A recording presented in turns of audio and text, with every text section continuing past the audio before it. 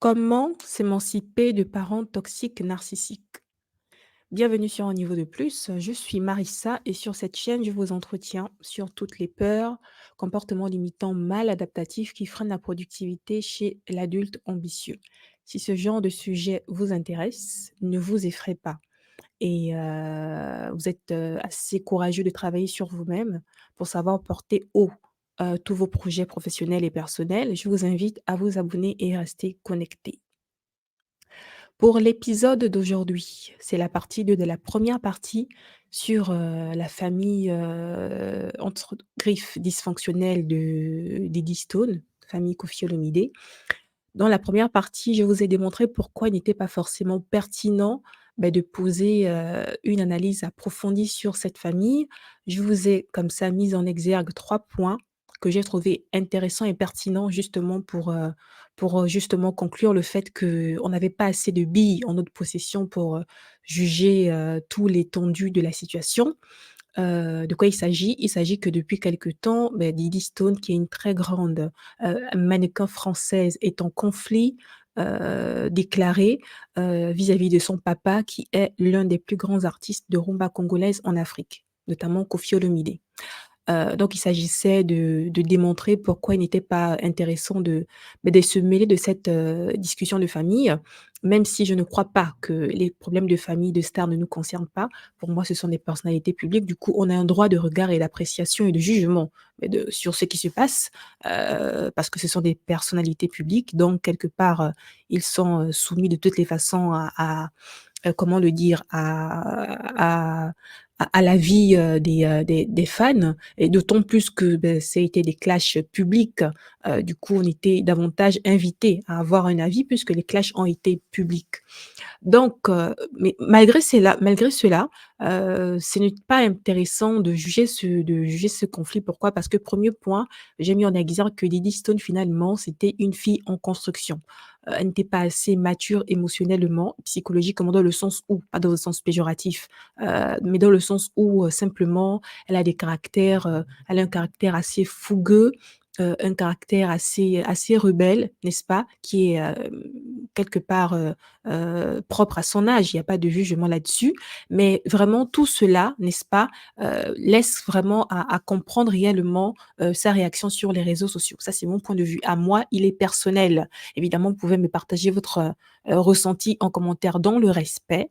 Mais, moi, c'est le premier point, n'est-ce pas, qui n'est pas à négliger. Mais c'est que Diddy Stone, c'est une jeune femme en construction qui a subi, pour sûr, oui, elle a certainement subi, on va dire des événements assez brutaux qui sont venus la secouer dans son fort intérieur. C'est pourquoi elle a réagi de la sorte, ça c'est clair et certain. Pour ça, il y a pas de jugement.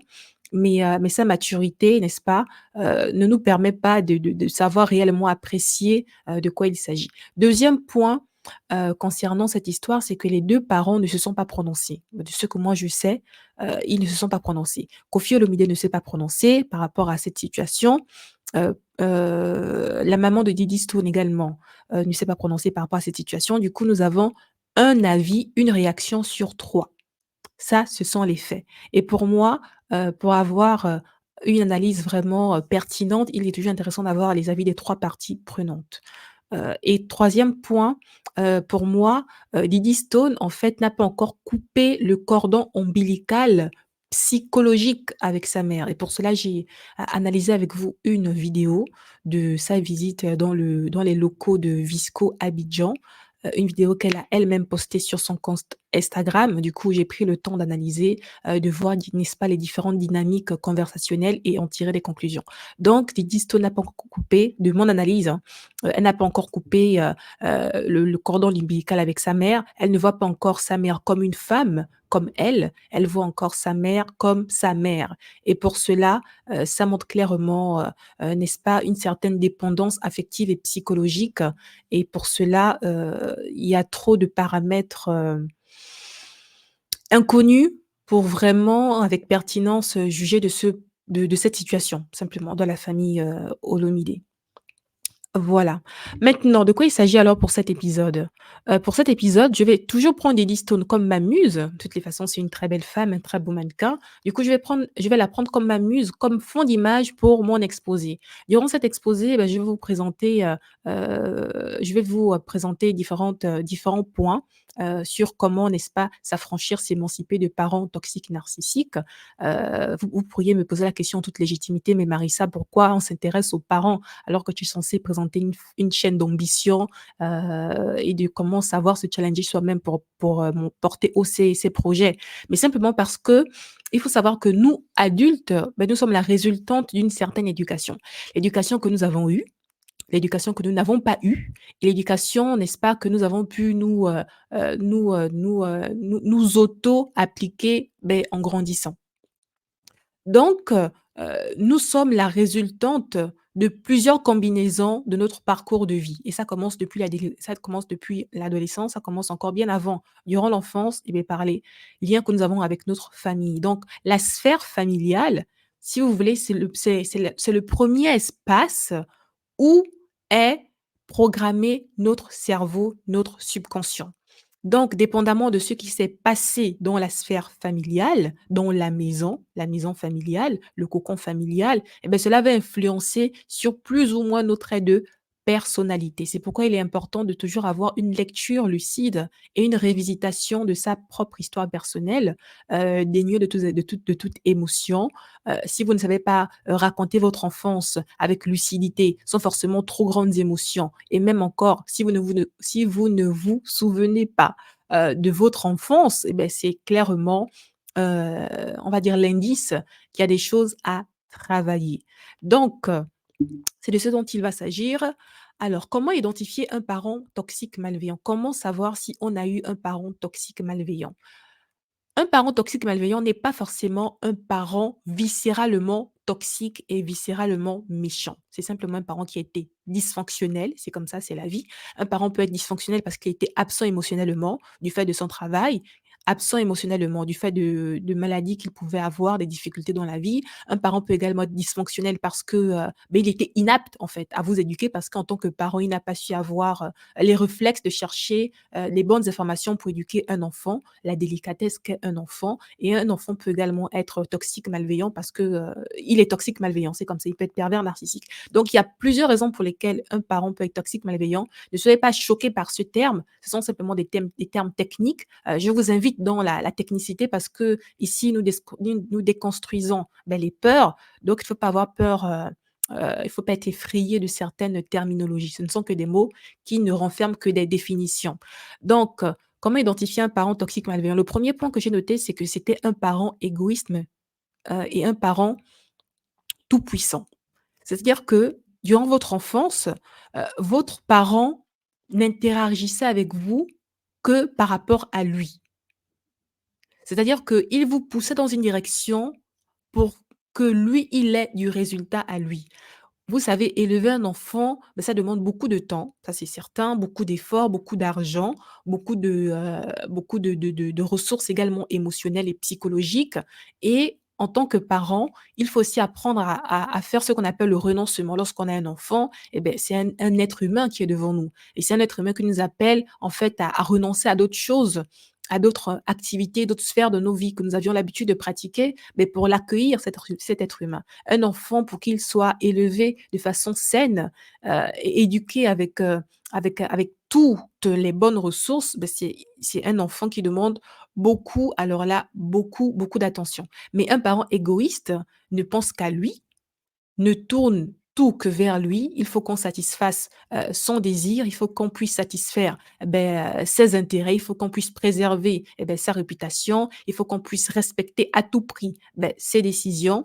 C'est vraiment des adultes, qui ne savent pas servir, les intérêts supérieurs de l'enfant. Un enfant, qu'est-ce qu'il demande? Il demande à être éduqué, il demande à être accompagné. Malheureusement ou heureusement, dépendamment de la spécificité de l'enfant, il y a des enfants qui peuvent demander plus d'attention.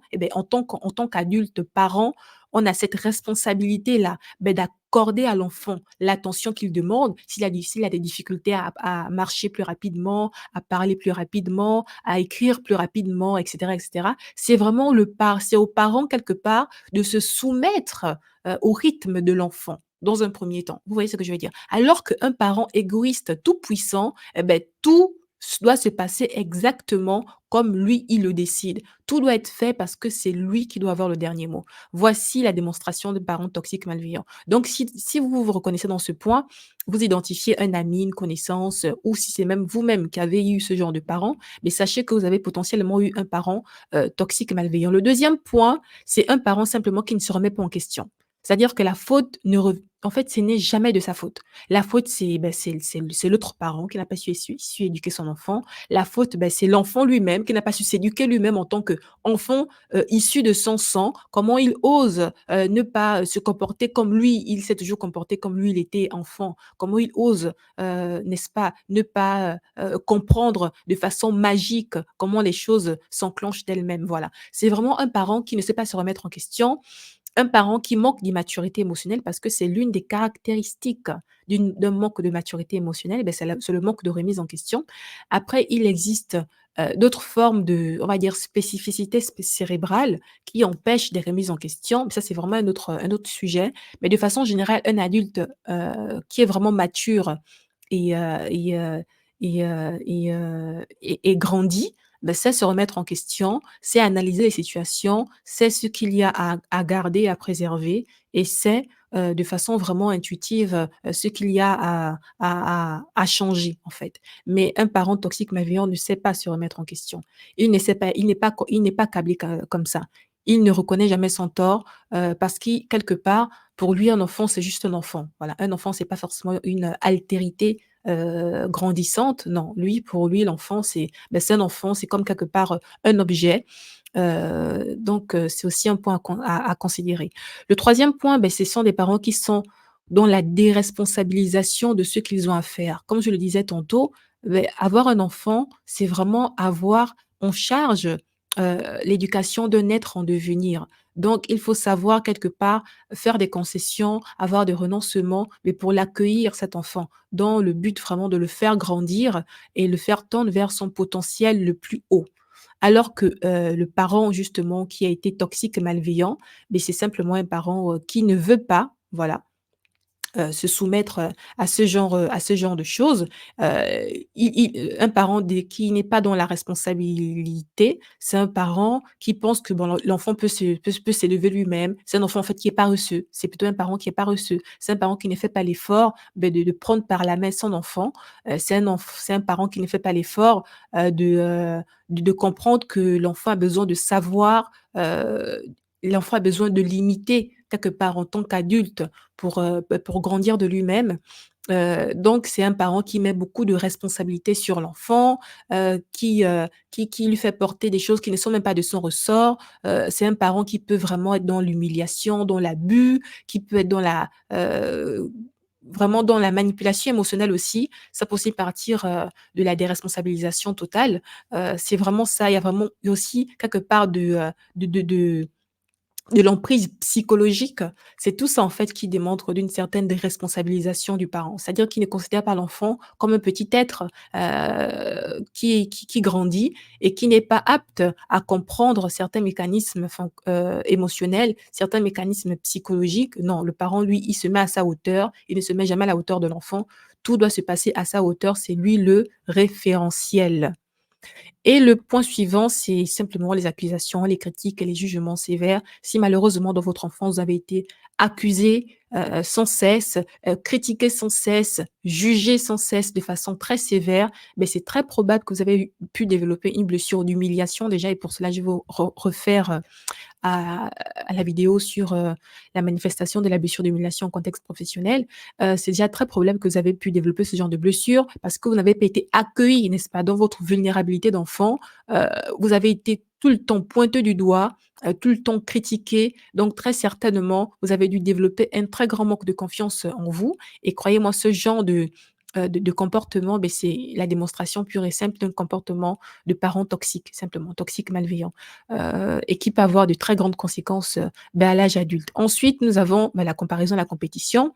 Un parent qui, n'hésite pas à comparer ses enfants entre eux, à mettre ses enfants entre eux en compétition de façon malsaine parce qu'il y a des façons, hein, il y a des façons de mettre les enfants en compétition. C'est pas malsain la compétition, c'est pas malsain la comparaison, mais c'est vraiment l'intention derrière l'acte qui permet de traduire si oui ou non c'est, un comportement qui est toxique ou pas. Mais un parent qui est toxique, malveillant, c'est un parent qui va comparer les enfants entre eux, qui va vouloir créer la compétition entre eux et même certains parents vicieux pourront même vouloir susciter la jalousie entre les enfants. Ça, c'est vraiment, il y a rien de plus, il y a rien de plus malsain, en fait.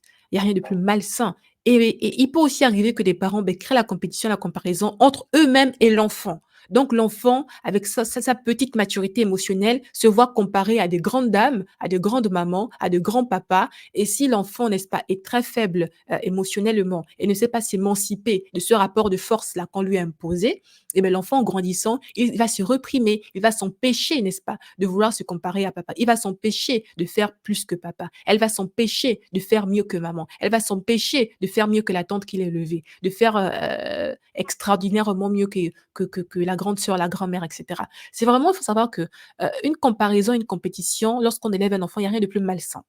Il y a rien de plus malsain et même si on le fait, n'est-ce pas, de façon un peu, on va dire, désinvolte: «Ah oui, non, mais c'est comme ça, c'est la vie est dure, il faut former l'enfant depuis l'enfance». Mais croyez-moi, il y a d'autres façons de forger une force intérieure à l'enfant. Il y a d'autres façons de faire grandir l'enfant. C'est pas juste en employant des techniques aussi barbares. Pour moi, c'est de la barbarie. Enfin, nous avons de la manipulation émotionnelle.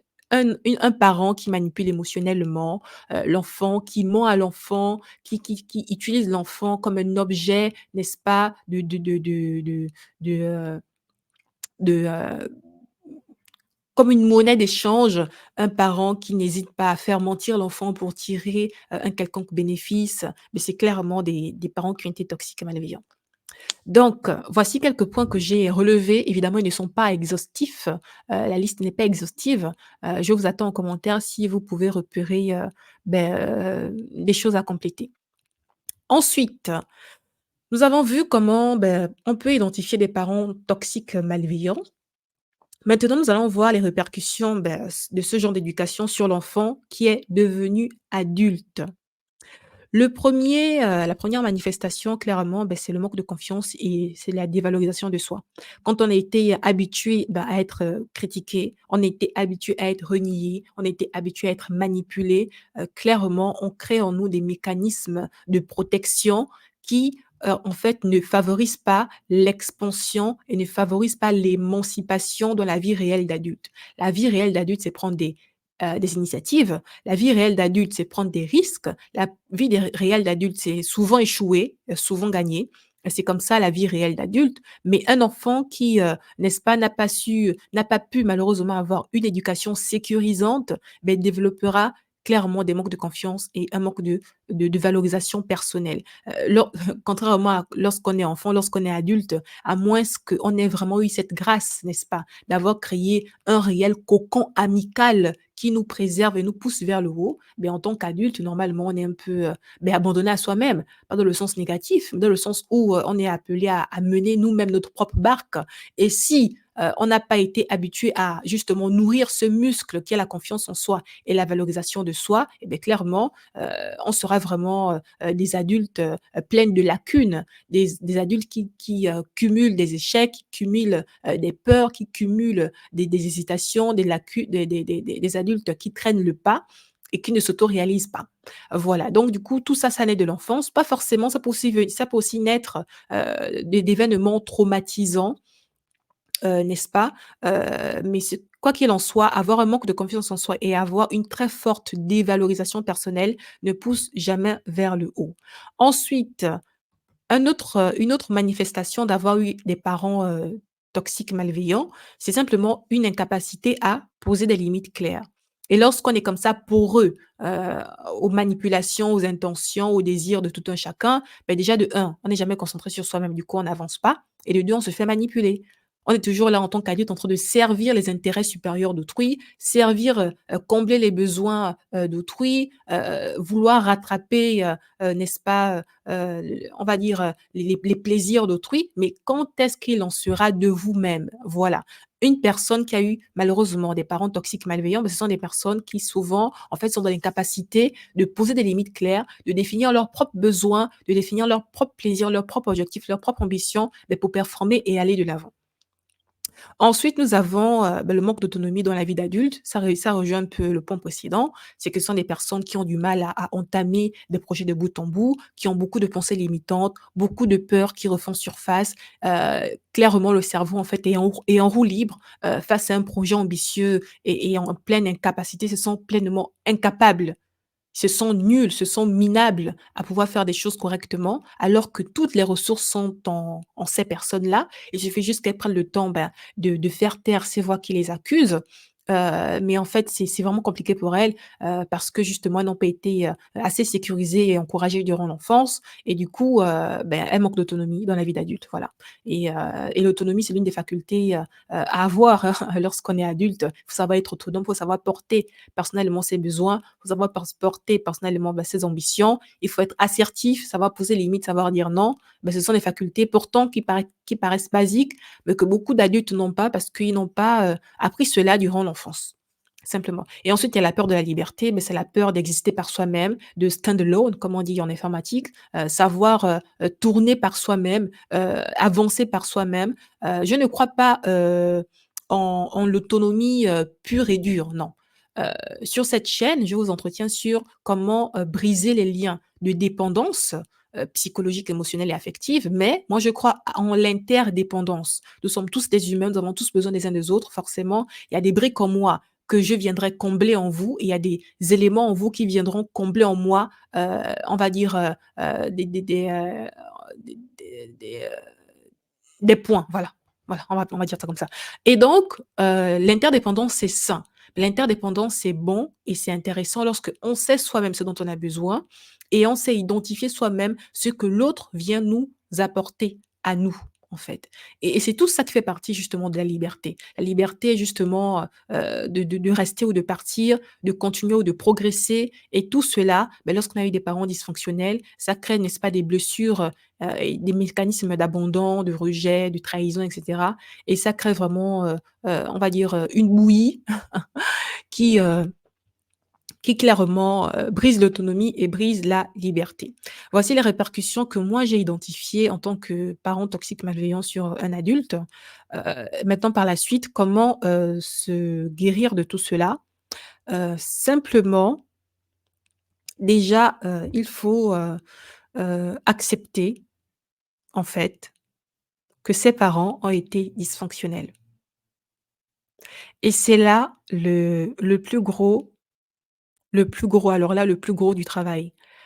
Parce que renoncer au fait que ses parents, bah, ne changeront peut-être pas. Beaucoup disent que les parents dysfonctionnels ne changent pas. Bah, moi, je suis pas de cet avis. On est tous appelés à progresser. S'ils ont juste un peu d'humilité, de se remettre en question, les choses peuvent aller, dans le meilleur sens. Moi, je ne suis pas aussi, stricte et intransigeante sur ce point. Moi, je pense que les parents dysfonctionnels toxiques peuvent changer. Heu, je le pense. Ça dépend vraiment de leur motivation personnelle à eux. En fait, c'est à eux de changer, quoi. Mais ils restent des humains, moi je pense qu'ils peuvent changer. Mais pour revenir au point, en fait, il faut reconnaître que ces parents étaient dysfonctionnels, voilà. Ils ont été ce qu'ils ont été, avec leurs faiblesses, avec leur part de défauts, avec leurs qualités aussi. Ils ont été des humains avec leurs propres lacunes. Ce sont des humains qui ont plus ou moins, voilà, fait de leur mieux. C'est vraiment cet effort-là. Ça se tient en une phrase, hein, et en quelques mots, voilà, accepter ses parents tels qu'ils ont été, dysfonctionnels, mais c'est un gros travail qui peut même prendre des années. Il faut vraiment renoncer à ce fantasme-là que vos parents pourraient vous demander pardon, parce que ça peut jamais arriver. Il faut renoncer au fantasme que vos parents pourraient changer. Moi, je crois qu'ils peuvent changer s'ils le veulent. Mais c'est ça en fait, tout l'exercice, c'est qu'ils le veulent et qu'ils changent, vous voyez? Mais donc en attendant, vous n'allez pas, croiser les bras durant toute votre vie. n'allez pas vivre dans la détresse, dans la tristesse, dans la colère, en attendant que vos parents changent. Non, il faut juste, les accepter tels qu'ils sont. Ils ont été dysfonctionnels et cette, particularité, voilà, a eu, des effets sur votre éducation et donc sur votre développement. Maintenant, n'est-ce pas, que vous êtes adulte, beh, c'est à votre charge de vous prendre par la main et d'avancer. Donc vraiment, le premier point, beh, c'est les accepter tels qu'ils ont été. Simplement, il faut grandir et il faut les voir comme des adultes, heu, hommes, femmes, mais qui ont eu le rôle de parents et maintenant est-ce qu'ils ont bien joué ce rôle de parents? Mais c'est à vous de juger. Mais déjà acceptez-les tels qu'ils ont été. Ensuite, le deuxième point, de comment s'émanciper de ses parents toxiques malveillants, bah, c'est de devenir une personne émotionnellement adulte. Il y a vraiment cette notion d'adultisation. Il faut devenir adulte à part entière. Et c'est quoi une personne adulte? Ben, une personne qui est adulte, c'est une personne qui accepte de grandir. C'est-à-dire que ne revivez pas dans votre tête des scènes du passé, des scènes de l'enfance, lorsqu'on vous maltraitait, lorsqu'on vous faisait du mal, lorsque ceci, lorsque cela. Non, le passé, c'est le passé. Vous êtes maintenant adulte responsable émotionnellement et psychologiquement. Le but de cette chaîne, c'est de vous emmener dans ce sens. Du coup, acceptez en fait de devenir une personne adulte. Acceptez vos qualités, acceptez vos défauts pour mieux travailler sur eux, sur les défauts. Heu Vraiment, accepter de devenir, cette personne. Accepter vos propres parts d'ombre parce qu'en tant qu'humain, nous avons tous des parts d'ombre. C'est quoi une part d'ombre? Beh, ce sont des comportements un peu refoulés et cachés que nous avons en nous. Si vous voulez, on peut appeler ça défaut. C'est pas vraiment des défauts, mais c'est ça s'y apparente, voilà. Il faut vraiment savoir parler, de vos défauts, sans pour autant vous dévaloriser. Savoir parler de ses échecs de façon lucide, sans se dénigrer ou et sans aussi pour autant, flatter, mentir, savoir parler de ses réussites de façon lucide, sans en faire trop, mais tout en étant factuel. C'est ça en fait être adulte. Être adulte, c'est vraiment, heu, vraiment c'est quelque part, se redéfinir en tant qu'être humain vis-à-vis des autres. C'est ça une personne émotionnellement adulte et c'est une personne aussi qui a su couper les cordons ombilicales avec, la mère, qui a su couper le cordon ombilical avec le père. Ce sont des personnes adultes, ce sont des personnes qui ont su, redéfinir par eux-mêmes, le rôle qu'ils peuvent jouer dans la famille. C'est pas des rôles, qu'ils subissent, ce sont des rôles qu'ils choisissent. Une personne adulte, c'est une personne qui ne se laisse pas manipuler. Une personne adulte, c'est une personne qui sait poser ses limites, qui sait définir ses ambitions et qui sait donner le meilleur d'elle-même pour les atteindre. C'est ça une personne émotionnellement adulte. Du coup, il faut passer par là. C'est également, ça tient en une phrase avec quelques mots, mais pourtant ça demande également beaucoup de travail. Mais le système nerveux, vous savez, ça se travaille, heu, en y allant vraiment de façon très franche.